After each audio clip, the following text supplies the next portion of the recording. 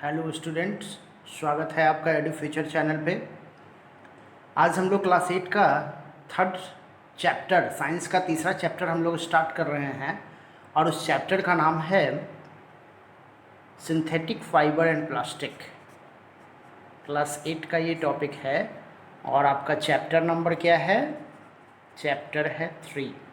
Okay, तो हम लोग जो टॉपिक पढ़ाने जा रहे हैं, मैं जो टॉपिक आपके सामने डील करने जा रहा हूँ वो है सिंथेटिक फाइबर एंड प्लास्टिक। काफ़ी इंपॉर्टेंट टॉपिक माना जाता है 8 क्लास पॉइंट ऑफ व्यू से, क्योंकि इस चैप्टर के बाद ये टॉपिक पढ़ने 8 क्लास में ये टॉपिक स्पेशली आपको पढ़ना है। इसके बाद ये टॉपिक आपको सीधे सीधे 11 क्या 11-12 में पढ़ना है।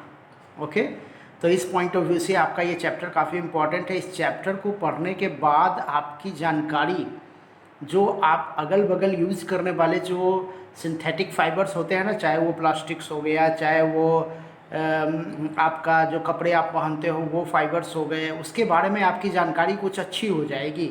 आप इस टॉपिक पे आप लोगों से बात कर सकते हो। इस टॉपिक से इस टॉपिक की जानकारी आप अपने एल्डर्स को दे सकते हो और इसके बारे में आपकी जानकारी में कुछ ना कुछ इन्हेंसमेंट हो जाएगा जो आप अपने अगल बगल के फाइबर्स को देखते हो। तो चलिए शुरू करते हैं इन बातों के साथ। देखिए, सबसे पहला बात क्या बोला गया है कि fabrics are made up of weaving fibres, है ना। बहुत सारे फाइबर्स को आपस में जोड़ करके हम लोग जो ये यान तैयार करते हैं, दैट इज़ कॉल्ड फैब्रिक्स और थ्रेड ऑब्टेन फ्रॉम नेचुरल और आर्टिफिशियल सोर्सेज। एक्चुअली में हमारे चारों तरफ पाए जाने वाले बहुत सारे सोर्सेज ऐसे हैं जो नेचुरल होते हैं और जबकि कुछ सोर्सेज ऐसे होते हैं जो आर्टिफिशियल होते हैं। तो नेचुरल और आर्टिफिशियल दोनों टाइप के सोर्सेज के से आपको क्या मिलेगा? सिंथेटिक फाइबर्स का फॉर्मेशन होता है। तो दो टाइप का सिंथेटिक फाइबर आपको बताया गया है, या तो नेचुरल मेथड से बनेगा या फिर आर्टिफिशियल सोर्सेस इसके अवेलेबल हैं। और दो टाइप के सिंथेटिक फाइबर बनाया गया है। एक हो गया नेचुरल फाइबर जो नेचुरल सोर्स से है, और एक हो गया सिंथेटिक फाइबर जो क्या है, जो मैनमेड है ना, जो हमारे द्वारा प्रोसेसिंग करके बनाया जाता है। तो नेचुरल अगर फाइबर हम लोग देखें तो देखिए, ऑब्टेन्ड फ्रॉम प्लांट और एनिमल्स। नेचुरल हमको कहाँ से मिलता है? प्लांट और एनिमल से मिलता है। जैसे आपने नाम सुना होगा, जैसे जूट है, क्या है? नेचुरल फाइबर है ना। आपने नाम सुना होगा किसका? तो ये सेलुलोज का नाम सुना होगा आपने। कॉटन देखिए लिखा हुआ है, उल लिखा हुआ है, सिल्क लिखा हुआ है, ये सब क्या है? नेचुरल फाइबर है। कॉटन क्या हो गया? प्लांट से मिलता है। उल हो गया आपको ये क्या बोलते हैं उसको, बहुत सारे टाइप के जो भेड़ होते हैं या फिर बहुत सारी टाइप की बकरियां होती हैं उनसे मिलता है। उल हमको उसके स्किन पे जो फाइबर पाया जाता है उससे मिलता है। सिल्क आप जानते होंगे, सिल्क मॉथ से मिलता है। तो ये सब नेचुरल फाइबर है। ओके, वहीं पे सिंथेटिक फाइबर को अगर हम लोग देखते हैं तो ये मैनमेड फाइबर होता है। मैनमेड फाइबर मतलब क्या? ये एक्चुअली में नेचुरल मटेरियल के प्रोसेसिंग से बनता है। देखिए वही है, बाय यूजिंग नेचुरल मटेरियल और पेट्रोकेमिकल्स, है ना। पेट्रोकेमिकल्स मतलब ये बहुत ही कम्प्लेक्स ऑर्गेनिक केमिकल्स होते हैं, उसी के मिलने से बनता है, उसी के कम्बिनेशन से बनता है। जैसे देखिए एग्जांपल दिया हुआ है, रेयॉन, नाइलॉन, पॉलिस्टर, ये सब आपको मिल गया। ये सब आपका सिंथेटिक फाइबर है, मतलब ये मैनमेड फाइबर है, इसको प्रोसेसिंग करके बनाया जाता है। वहीं पे फिर सिंथेटिक फाइबर को अगर हम लोग देखें, एक्चुअली में देखिए आपको सिंथेटिक फाइबर ही मेन रूप से पढ़ना है। तो सिंथेटिक फाइबर को अगर हम लोग देखें तो क्या है? Synthetic fibre as well as plastic is made up of chain of a small unit. देखो, बहुत सारे छोटे छोटे यूनिट आपस में जुड़ जाते हैं और जुड़ने के बाद ये फाइबर का फॉर्मेशन करते हैं। वही है ये, है ना। Synthetic fibre as well as plastic is made up of chain of a small unit, और उस स्मॉल यूनिट को क्या बोलते हैं हम लोग? मोनोमर, है ना। इसी वीडियो में मैं आगे आपको बताऊंगा इसके बारे में और डिटेल। फिलहाल अभी आप यही समझो कि छोटे छोटे यूनिट, एक सिंगल यूनिट को हम लोग कहेंगे मोनोमर, और जब ये सारे एक दूसरे से मिल जाएंगे ना, तब इसको हम लोग कहेंगे पॉलीमर। वही देखो लिखा हुआ है, विच कंबाइन टू फॉर्म पॉलीमर। तो इस तरह से आप समझ गए कि आपका सिंथेटिक फाइबर जो होता है ये फाइबर और प्लास्टिक जो होता है ये बेसिकली दो टाइप का होता है, एक नेचुरल और एक सिंथेटिक। अच्छा, नेचुरल फाइबर में अगर आपसे पूछा जाए कि नेचुरल प्लास्टिक क्या है, तो आप नाम सुनिएगा, एक लाह जिसको बोलते हैं हम लोग, आप सुने होंगे लाह, है ना, जिसका कि बैंगल भी बनाया जाता है या फिर सोने वगैरह के अंदर में उसको फिलिंग किया जाता है। तो ये लैक जो है ना, वो क्या है? नेचुरल प्लास्टिक है, इसको हम लोग बोलते हैं नेचुरल प्लास्टिक। ये नेचुरल प्लास्टिक है एक टाइप का, ओके। और सिंथेटिक फाइबर तो मैंने बताया आपको बहुत सारे मोनोमर का बना हुआ होता है, और ये मोनोमर जब आपस में जुड़ता है तो हम लोग उसको क्या बोलते हैं, हम लोग उसको बोलते हैं पॉलीमर, ओके। चलिए आगे बढ़ते हैं हम लोग। अब देखिए मोनोमर के बारे में यहाँ आपको जानकारी दी गई है। देखिए मोनोमर क्या होता है, मोनो का मतलब क्या हुआ, सिंगल। मर एक्चुअली में क्या होता है, सिंगल यूनिट, है ना। देखो monomer is a single molecule that can be bound with other identical molecule to form polymer. एक ही टाइप के मॉलिक्यूल्स आपस में मिलते हैं और मिलकर के पॉलीमर बनाते हैं। जैसे मैं कुछ एग्जांपल दे रहा हूँ, जैसे मान लो मैं आपसे कहता हूँ ईस्टर। देखो ईस्टर एक सिंगल टाइप का मॉलिक्यूल है, और जब ये आपस में मिलता है ना, जब इसका पॉलीमराइजेशन करवाते हैं हम लोग, जब इसका पॉलीमराइजेशन करवाते हैं तो बनता है पॉलिस्टर। क्या बन गया, पॉलिस्टर। तो ये हो गया मोनोमर और ये हो गया पॉलीमर, है ना। यही होता है, वही है। अच्छा, इस प्रोसेस को जिसके थ्रू आप पॉलीमर बनाते हो उस प्रोसेस को बोलते हैं पॉलीमराइजेशन। पॉलीमराइजेशन में क्या कह सकते हैं हम लोग कि सिंगल टाइप के मॉलिक्यूल्स आपस में जुड़ते हैं और जुड़ करके क्या होते हैं, एक कम्प्लेक्स और हैवी मॉलिक्यूल्स का फॉर्मेशन करते हैं, उसी को हम लोग बोलते हैं पॉलीमराइजेशन। आगे बढ़ते हैं हम लोग। अब हम लोग बात करते हैं पॉलीमर का। मोनोमर तो हम लोग समझ गए, अब हम लोग बात करते हैं पॉलीमर का। देखिए ये ग्रीक वर्ड से लिया गया। पोली का मतलब क्या हो गया, मेनी, और मर का मैंने अभी मतलब बताया ना, यूनिट। मतलब ये बहुत सारे यूनिट के मिलने से बनता है पॉलीमर। हेंस देखिए, hence polymer are large molecule made up of several molecules monomer linked together, है ना। जैसे देखो एग्जांपल दिया हुआ है कॉटन। आप देखो कॉटन एक टाइप का क्या है, नेचुरल पॉलीमर है, और ये बनता है किससे, देखिए सेलुलोज से बनता है। सेलुलोज, बहुत सारे सेलुलोज जब आपस में मिल जाते हैं तो बहुत सारे सेलुलोज आपस में मिलेंगे तो क्या बनाएंगे, बहुत सारे सेलुलोज जब आपस में मिलेंगे तो आपको बनाएंगे क्या, कॉटन बना देगा, है ना, कॉटन के मॉलिक्यूल्स, है ना। अब सेलुलोज एक्चुअली में सेलुलोज कॉटन ही होता है, और इसमें बहुत सारे ग्लूकोज आपस में मिले हुए होते हैं। When number of glucose are combined together, देखो बहुत सारा ग्लूकोज मॉलिक्यूल जब आपस में मिलेगा ना, ये सब ग्लूकोज मॉलिक्यूल है, ये ग्लूकोज मॉलिक्यूल जब आपस में मिलेगा ना तो ग्लूकोज मॉलिक्यूल आपस में मिल करके क्या बना देगा, सेलुलोज। और ये सेलुलोज जो है, यही सेलुलोज क्या होता है, कॉटन में सेलुलोज ही पाया जाता है। आगे बढ़ जाए हम लोग। अब हम लोग बात करते हैं पॉलीमराइजेशन रिएक्शन का। देखिए क्या है polymerisation reaction, the process of linking a small monomer together to form polymer. बहुत सारे मोनोमर जब आपस में लिंक करते हैं और इसकी वजह से पॉलीमर बनाते हैं, इसी प्रोसेस को कहते हैं पॉलीमराइजेशन। देखो अगर पॉलीमराइजेशन को देखें ना तो दो टाइप का पॉलीमराइजेशन बताया गया है। एक को बोलते हैं एडिशनल, एक होता है एडिशनल, और एक होता है कंडेंसेशनल, एक होता है कंडेंसेशनल। देखो एडिशनल का मतलब हो गया जब कोई बाई प्रोडक्ट आपको नहीं मिलेगा। जैसे अभी मैंने बताया ना कि ग्लूकोज आपस में मिला और क्या बना दिया, सेलुलोज, ये एडिशनल पॉलीमराइजेशन है। लेकिन बहुत सारे आपको ऐसे पॉलीमर मिलेंगे जिसमें कि एडिशनल नहीं होता, उसमें क्या होगा, कंडेंसेशनल होता है वो। तो एडिशनल पॉलीमर आप समझ गए, जिसमें कि कोई बाई प्रोडक्ट नहीं होता है। जैसे मैं कुछ एग्जांपल दे देता हूँ आपको यहाँ पे। जैसे देखिए मान लीजिए आपने लिया इथीन और इसका पॉलीमराइजेशन करवाया, इसका पॉलीमराइजेशन करवा लिया आपने, तो क्या बना भाई, पॉलीथीन। अब देखो इथीन से क्या बना, पॉलीथीन बना। तो ये क्या है, कोई बाई प्रोडक्ट नहीं निकलेगा आपको। इसका मतलब क्या है, ये एडिशनल पॉलीमर है। मतलब एडिशनल पॉलीमर या पॉलीमराइजेशन कहें हम लोग, एडिशनल पॉलीमराइजेशन वो पॉलीमराइजेशन होता है जिसमें नो बाई प्रोडक्ट, कोई बाई प्रोडक्ट आपको नहीं निकलेगा। क्लियर है। जैसे एग्जांपल मैं दे देता हूँ, क्या हो गया, तो पॉलीथीन, ये देखिए एडिशनल पॉलीमर है। Polypropene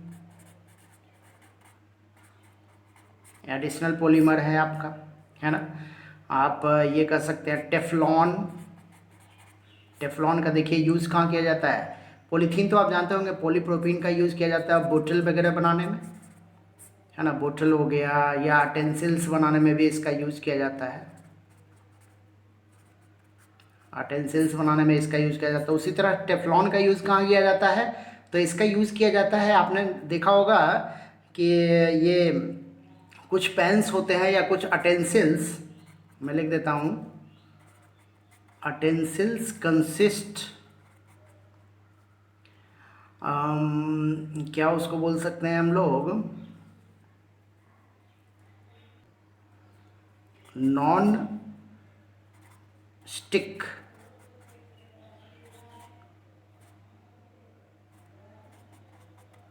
non stick cooking matter, है ना, जिसमें नॉन स्टिक कुकिंग मैटर होता है ना, वैसे यूटेंसिल्स के ऊपर जो लेयरिंग किया हुआ रहता है वो एक्चुअली में टेफ्लॉन का ही रहता है। ठीक, तो ये हो गया आपका क्या, एडिशनल पॉलीमर। अब कंडेंसेशनल पॉलीमर क्या होगा, मैं उसकी बात कर लेता हूँ। कंडेंसेशनल पॉलीमर, देखो कंडेंसेशनल पॉलीमर वो पॉलीमर होता है जिसमें कुछ एडिशनल प्रोडक्ट निकलता है, मतलब along with product some additional product also obtain, कुछ एडिशनल प्रोडक्ट भी मिलेगा आपको, उसी को हम लोग बोलते हैं कंडेंसेशनल पॉलीमराइजेशन। ओके, तो एग्जाम्पल क्या हो सकता है, जैसे बहुत अच्छा एग्जाम्पल है इसका, जैसे नाइलॉन हो गया, है ना, टेरेलिन हो गया। ओके, ये सब एडिशनल पॉलीमर, नाइलॉन हो गया, टेरेलिन हो गया, आपको एडिशनल पॉलीमर में आता है ये सब। ठीक, क्लियर है बात, एटीसी कर लेते हैं हम लोग इसको। तो ये आप समझ गए होंगे कि कंडेंसेशनल पॉलीमर क्या होता है और एडिशनल पॉलीमर क्या होता है। चलिए आगे बढ़ते हैं हम लोग। अब देखिए, सबसे पहले हम लोग को पढ़ना है रेयॉन के बारे में। देखो ये क्या है, वर्सेटाइल फाइबर होता है, can intimate the feel and texture of silk, है ना, सिल्क के जैसा लगेगा आपको। ये एक्चुअली में सिल्क होता नहीं है, सिल्क का आप कह सकते हैं ना कि सिल्क के जैसा लगता है, सिल्क होता नहीं है, या ऊल या कॉटन या लिनन टाइप का आपको लगेगा, लेकिन लिनन होता नहीं है ना। क्यों, क्योंकि ये क्या करता है, स्लिपरिनेस करता है ना, स्लिपर करेगा, आपके स्किन पे चलेगा, या आप उसको टच करोगे ना तो स्लिप करेगा। ओके, तो वही चीज़ है ये।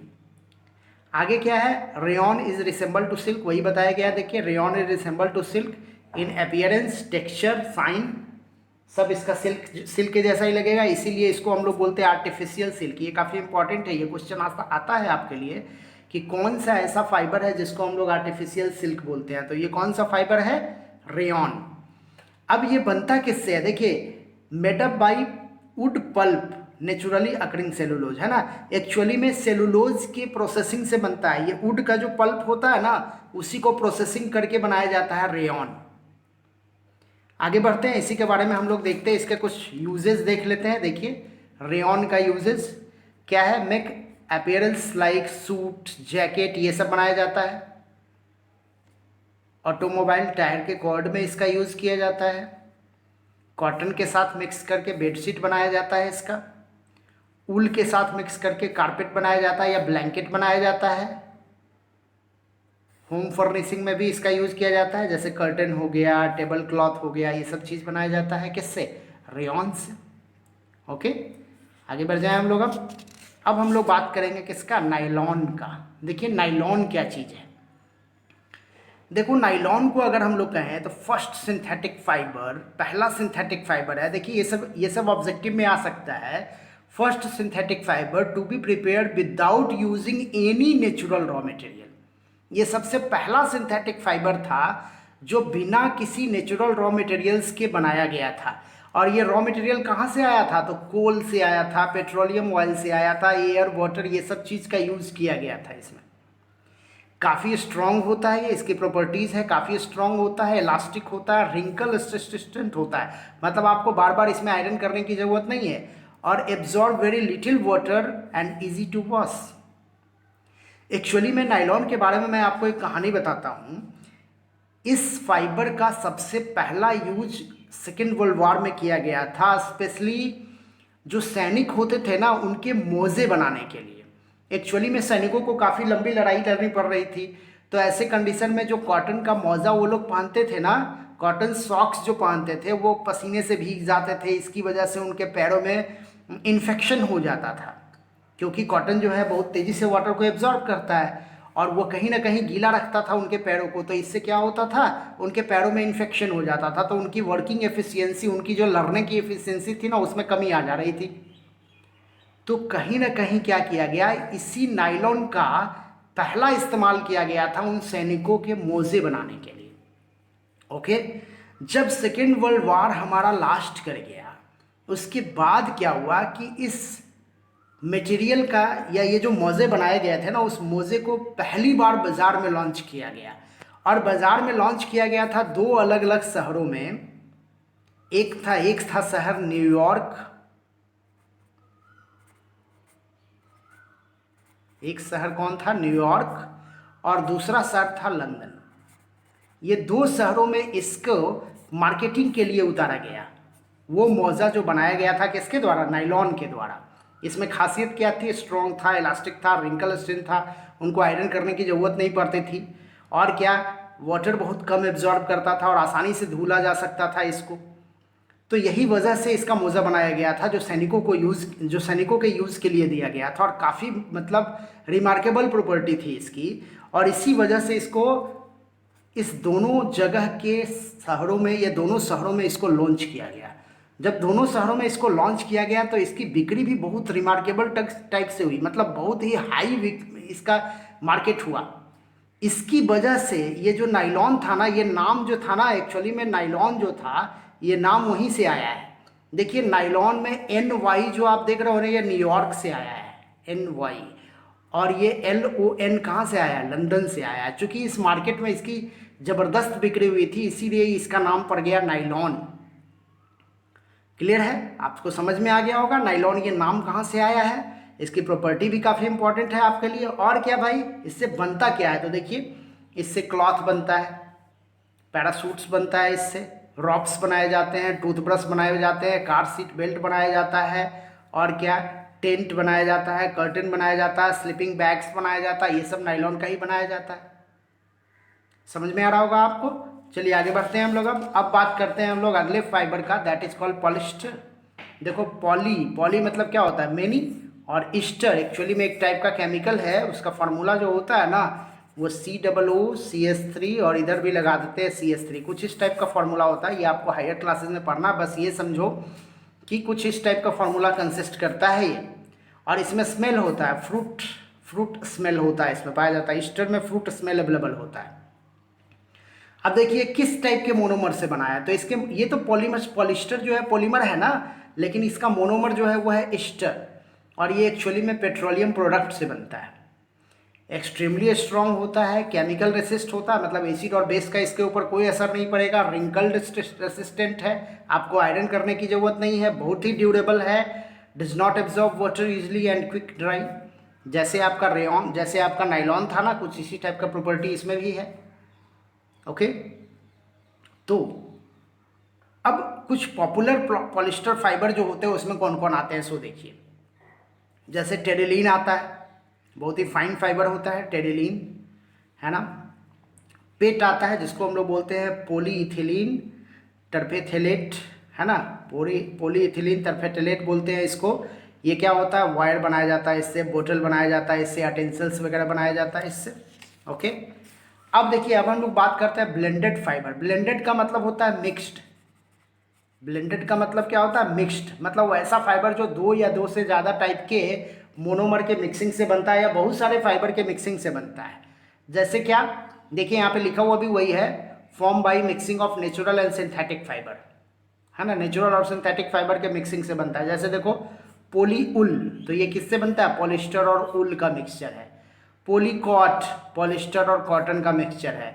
जैसे टेरिकॉट, टेरिलीन और कॉटन का मिक्सचर है ना। ये सारे चीज़ों का यूज अलग अलग है।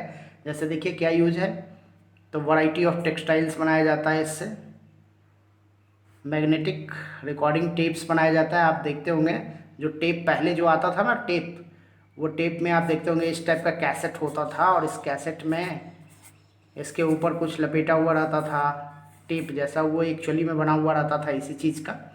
और क्या, सेल्स ऑफ सेल बोट बनाया जाता है, सेल बोट का सेल बनाया जाता है, और वाटर हाउस बनाया जाता है इससे, फायर फाइटिंग पर्पस से भी इसका यूज़ किया जाता है पॉलिस्टर का। ओके, चलिए आगे बढ़ते हैं हम लोग। अब बात करते हैं किसका, एक्राइलिक का। क्या आ गया, एक्राइलिक। एक्राइलिक क्या होता है, कंटेन एक्राइलिक, एक्रोलीन एक्चुअली में इसका मोनोमर है। देखिए ये शार्प और bitter liquid in onion, actually में ये ओनियन के अंदर जो बीटर लिक्विड पाया जाता है ना, उसी का ये कम्बिनेशन है। देखिए नाम से भी पता चलता है, एकर एंड ओलिड। एकर का मतलब क्या हो गया, शार्प, और ओलिड का मतलब हो गया स्मेल, जिसका स्मेल शार्प है। अब देखते होंगे प्याज वगैरह भी काटते हैं तो बहुत शार्प स्मेल जो आता है ना, इसी की वजह से आता है। साथ में उसमें सल्फर भी पाया जाता है। ओके, अब क्या होता है, ये लाइट वेट होता है, देखिए सॉफ्ट होता है, वार्म लाइक उल, है ना, लाइट वेट भी होता है, सॉफ्ट भी होता है, और उल के जैसा वार्म होता है ये। और क्या, रिंकल रेसिस्टेंस प्रॉपर्टी इसमें भी होती है, और ये भी श्रिंक नहीं करता है, और चीपर देन उल, उल से चीपर होता है, क्योंकि उल नेचुरल रिसोर्स से आता है ना, तो चीपर होता है ये उल से। इसको डाइट भी किया जा सकता है, मतलब इसको आप कलर करके इसका कलर चेंज कर सकते हो, और वैरायटी ऑफ कलर आप बना सकते हो। और क्या, रेसिस्टेंस टू मॉथ और इंसेक्ट, है ना, इस पर कोई मॉथ और इंसेक्ट का इफेक्ट नहीं होता, जिसकी वजह से आप इसको अच्छा लंबे समय तक इसको स्टोर कर सकते हो। तो ये हो गया एक्राइलिक। अब हम लोग बात कर लेते हैं यूजेज ऑफ एक्राइलिक का। देखो तो क्या होता है, वुलन क्लॉथ बनाया जाता है, जैसे हैट हो गया, साउशर्स ये हो गया, स्काउट्स हो गया, ग्लोव्स हो गया, स्वेटर्स हो गया, ये सब बनाया जाता है ना। Make fake used as making toys, है ना, टॉयज में भी इसका यूज़ होता है, और गारमेंट फॉर बेबीज, ये सब में इसका यूज़ किया जाता है एक्राइलिक का। ऐसे एक्राइलिक जो होता है ना, इसको हम लोग अल्टरनेटिव उल भी बोलते हैं। ये क्या है, अल्टरनेटिव उल है, उल का एक कुछ अल्टरनेटिव फॉर्म है ये, क्योंकि उल काफ़ी महंगा होता है ना, तो ये जो होता है कंपैरेटिवली सस्ता होता है। नेक्स्ट हम लोग देख रहे हैं कैरेक्टरिस्टिक्स ऑफ सिंथेटिक फाइबर। देखिए सिंथेटिक फाइबर का कैरेक्टरिस्टिक्स में हम लोग एडवांटेज देखेंगे और डिसएडवांटेज देखेंगे। एडवांटेज क्या है, कलर रेसिस्ट होता है, आप कोई भी कलर इसको दीजिए और वो लंबे समय तक रहेगा। Does not bleed colour when washed, है ना, जब आप उसको धोओगे तो ऐसा नहीं है कि उसका कलर हट जाएगा, ऐसा कुछ नहीं होता है।